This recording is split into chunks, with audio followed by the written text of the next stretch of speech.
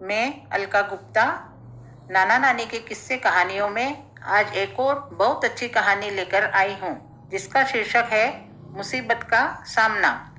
एक गांव में एक बढ़ई रहता था। वह शरीर और दिमाग से बहुत मजबूत था।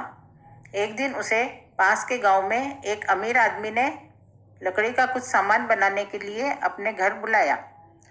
जब वहाँ का काम खत्म हुआ तो लौटते वक्त शाम हो गई थी। उसने काम के मिले पैसों की एक पोटली बगल में दबा ली और ठंड से बचने के लिए कंबल ओढ़ लिया।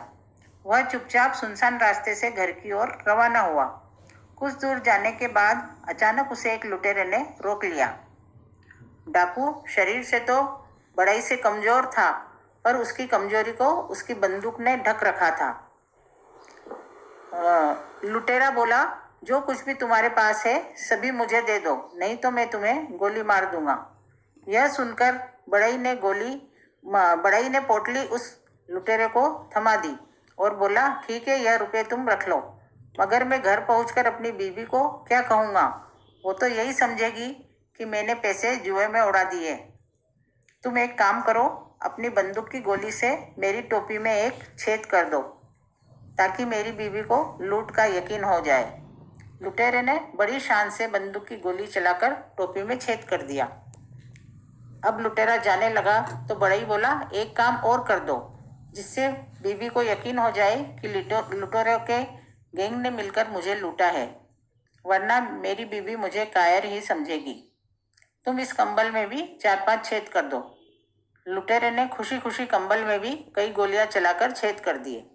इसके बाद बढ़ई ने अपना कोट भी निकाल दिया और बोला, इसमें भी 1-2 छेद कर दो, ताकि सभी गांव वालों को यकीन हो जाए कि मैंने बहुत संघर्ष किया था। इस पर लुटेरा बोला, बस कर, अब इस बंदूक की गोलियां भी खत्म हो गई है।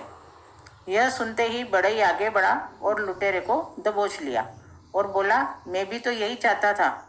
तुम्हारी ताकत सिर्फ ये बंदूक थी, अब ये भी खाली है। अब तुम्हारा कोई जोर मुझ पर नहीं चल सकता। चुपचाप मेरी पोटली मुझे वापस दे दो।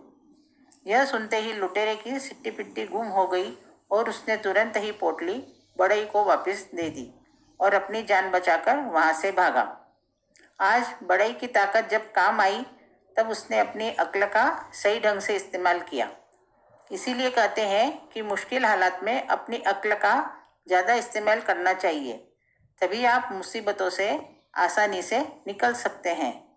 तो बच्चों, कैसी लगी ये कहानी कमेंट बॉक्स में लिखकर ज़रूर बताएं और सब्सक्राइब करना न भूलें। तो मिलते हैं अगली कहानी के साथ। नमस्ते।